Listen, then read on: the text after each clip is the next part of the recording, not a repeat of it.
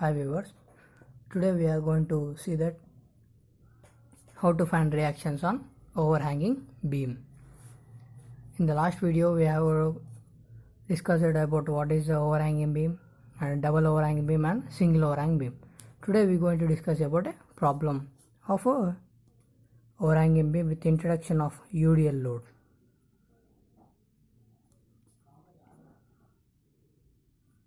This is double overhanging beam and this is single overhanging beam.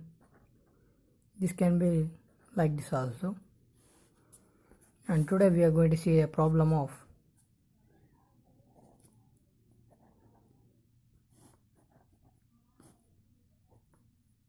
introduction to the UDL and a point load and another point load at the free end which is not having a support, and at the free end here it is UDL 20 kilonewton per meter and a point load of 20 kilonewton and another point load of 10 kilonewton.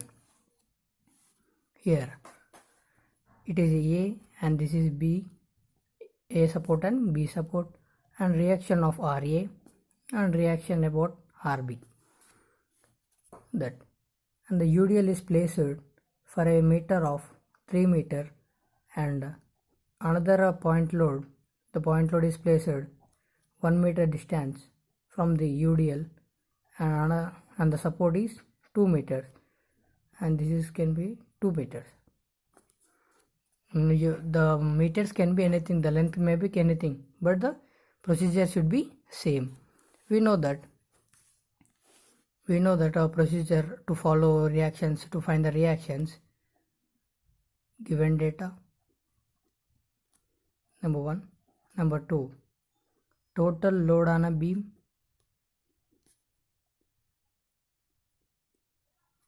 Number 3,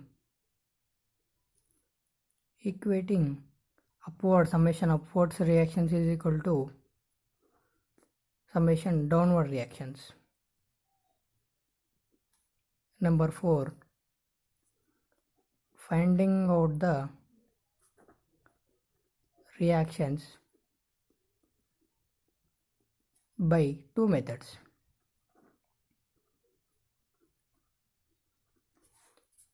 One method is in the moment method and another method is substitution method. Either we can follow or a moment method to find the another reaction. First RA, we know we are having two unknown reactions here, RA and RB. Any one of the unknown we have to follow moment method, and another reaction we can choose a moment method or a substitution method. To know these, we have to know that first given data. What is given data? Here is a overhanging beam of UDL 20 kilonewton per meter and another point load 20 kilonewton and another point load 20 kilonewton, 10 kilonewton. Here solution.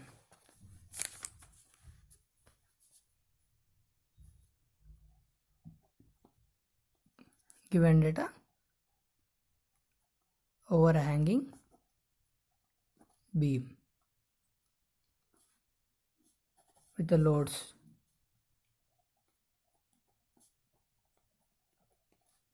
Number 2, total load on beam. How we here in the last two videos we completed how to calculate the total load on beam. Here we are having a new load, that is UDL load. How should we convert the UDL to the point load? How we going to add that?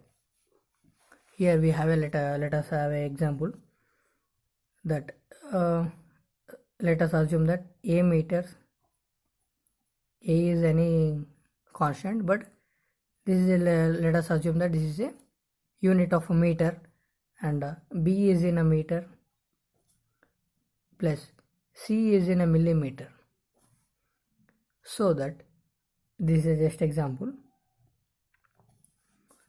A is in a meter and B is in meter and C is in millimeter. So that we have to convert the millimeter term to the meter term so that we can add the three terms. Until then we cannot add the three terms. Only we can add the both A and B terms such that A plus B in meters. It will be in meters but cannot be added C in millimeters. When we convert the millimeters into the meters, so that when conversion, then we going to add, when this going to be added in a meters.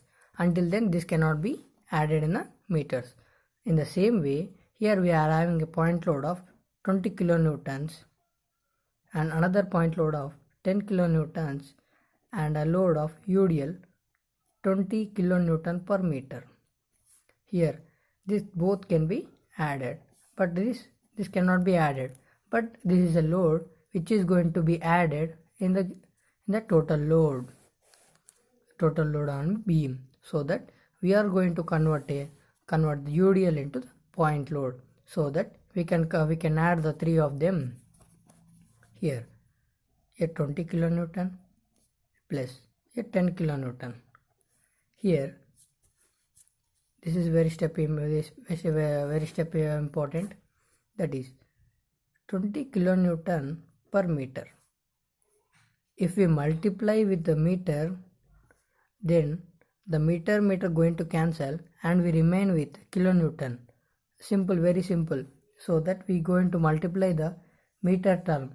What is the meter term here? Which the load is acting here. The load is acting for the 3 meters of span. So that we are going to multiply the 20 kilonewton per meter into 3 meters. So that we are going to cancel out the meter term and we are going to multiply the 3 with 20. That gives rise to 60 kilonewtons. Easy way to convert the UDL to the point load. Then that 60, that gives rise to 20, 30 plus 60, total 90 kilonewtons.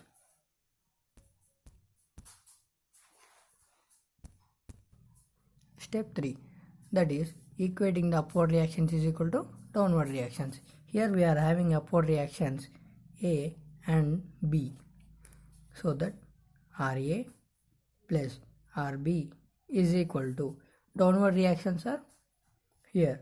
Should we convert the 20 kilonewton into 20 kilonewton per meter into point load, so that we are having 60 plus 20 plus 10, that gives rise to 90 kilonewtons. RA plus RB is equal to 90 kilonewtons. The sum of the both reactions are 90 kilonewtons. We have to find that individual reactions. To find the reactions, we are having a two methods, that is movement method and the substitution method. Here we are going to find the one unknown with the movement method.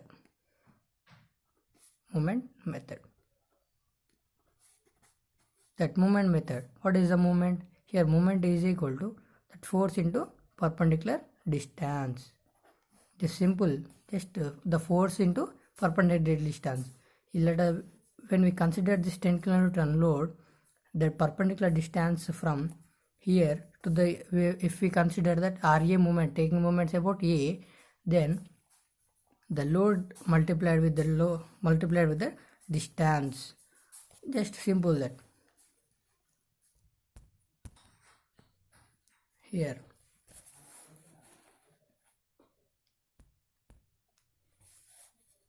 let's have a shortcut here. If we take the moment about A, we're going to find the reaction of RB. Just simple, A and B here. If we take the moment about B, we're going to find that RA reaction. Just simple. Let us consider moment about A. Taking moments about A.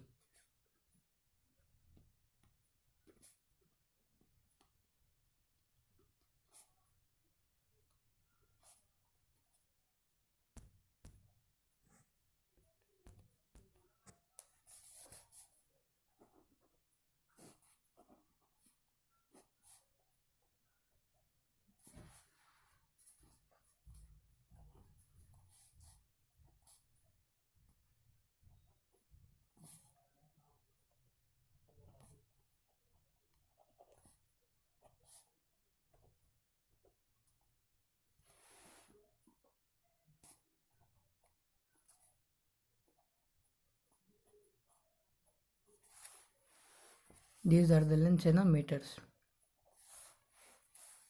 Taking moments about A. Here we are having A reaction and B. That gives rise to. We know the sign convention for the finding the reactions is we are following that clockwise is positive and anti-clockwise is negative.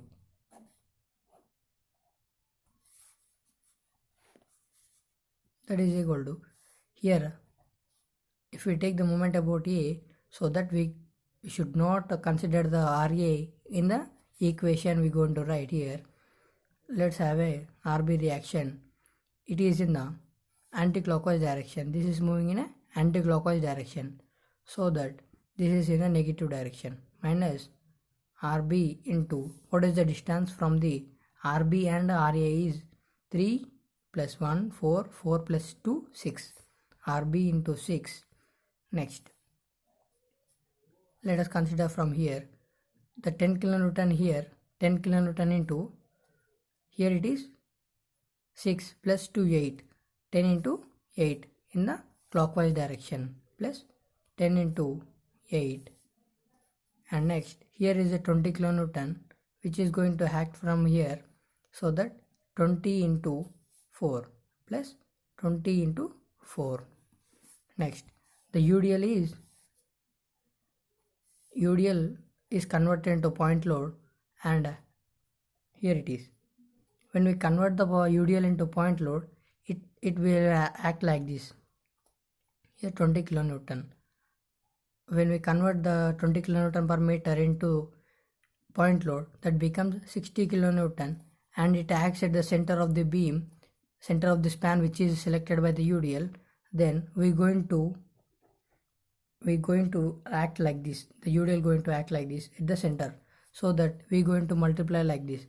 The UDL 20 into 3, which is going to convert the UDL into point load, and the point load at the center, so that 3 by 2, just enough. That is a span of 3 meters which is acting at the center, so that it is, when the 3 by 2 multiply 3 by 2, that becomes 1.5.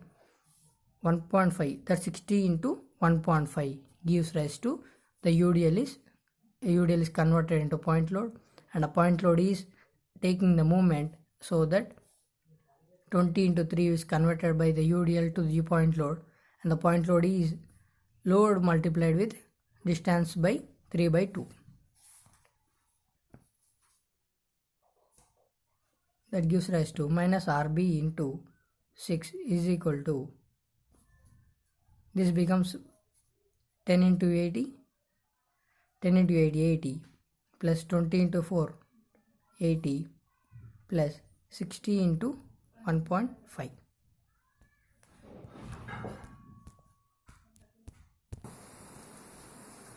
Here,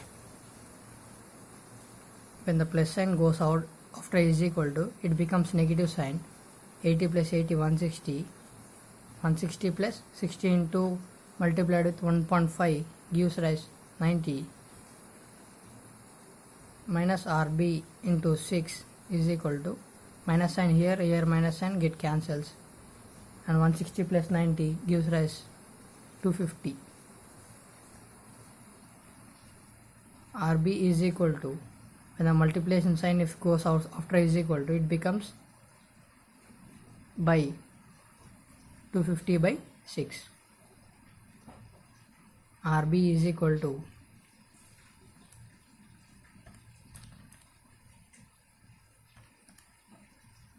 41.66 7 kilonewtons, and I am going to use a substitution method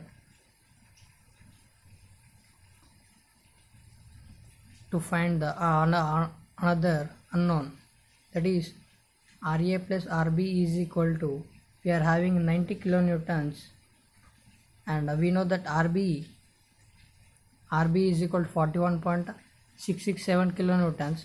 We are going to substitute in this equation to get RA plus 41.6667 is equal to 90 kilonewtons. RA is equal to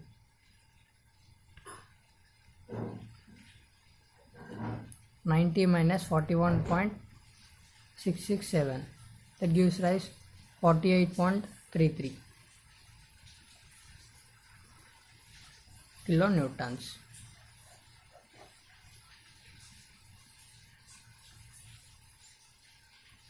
Thank you. If you are new to my channel, please do subscribe the channel and hit the like button if you gain some knowledge. Thank you.